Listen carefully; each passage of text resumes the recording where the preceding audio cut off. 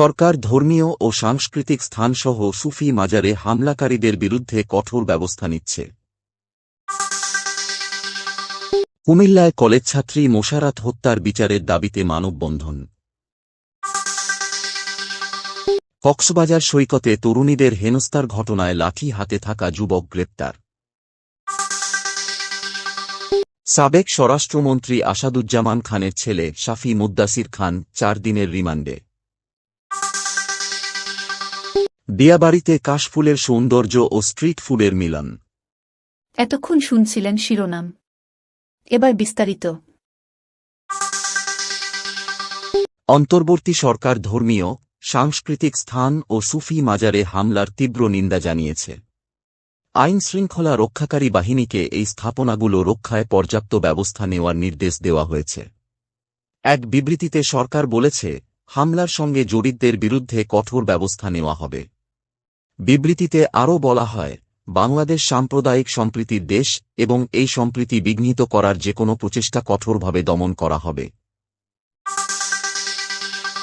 কুমিল্লায় কলেজছাত্রী মোশারাত জাহান মুনিয়ার মৃত্যুর ঘটনায় বসুন্ধরা গ্রুপের এমডি সায়েম, সোবহান আনভির সহ অভিযুক্তদের গ্রেপ্তার ও শাস্তির দাবিতে মানববন্ধন অনুষ্ঠিত হয়েছে।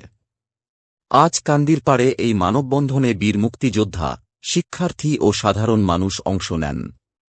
মোশারাতের বড় বোন নুসরাত জাহান অভিযোগ করেন, তাঁর বোনকে প্রলোভন দেখিয়ে খুন করা হয়েছে এবং এর বিচার চেয়ে অন্তর্বর্তী সরকারের প্রধান উপদেষ্টার হস্তক্ষেপ কামনা করেন।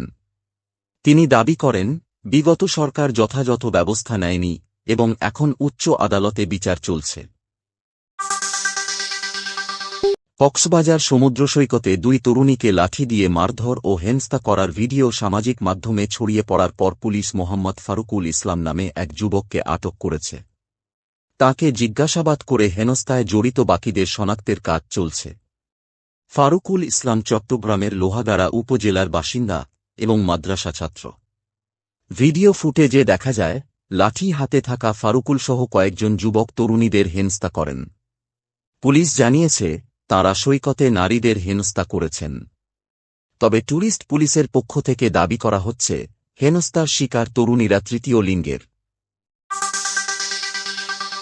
সাবেক স্বরাষ্ট্রমন্ত্রী আসাদুজ্জামান খানের ছেলে শাফি মুদ্দাসির খানকে জ্যোতি জিজ্ঞাসাবাদের জন্য আদালত 4 দিনের রিমান্ড মঞ্জুর করেছেন। আশুলিয়া থানায় করা হত্যাচেষ্টা মামলায় তাঁকে রাজধানীর উত্তরা থেকে গ্রেপ্তার করা হয়। পরে তাঁকে আদালতে হাজির করে 7 দিনের রিমান্ড চাওয়া হলে আদালত 4 দিনের রিমান্ড মঞ্জুর করেন। এর আগে 1 সেপ্টেম্বর আসাদুজ্জামান খান ও তাঁর পরিবারের সদস্যদের দেশত্যাগে নিষেধাজ্ঞা জারি করা হয়েছিল।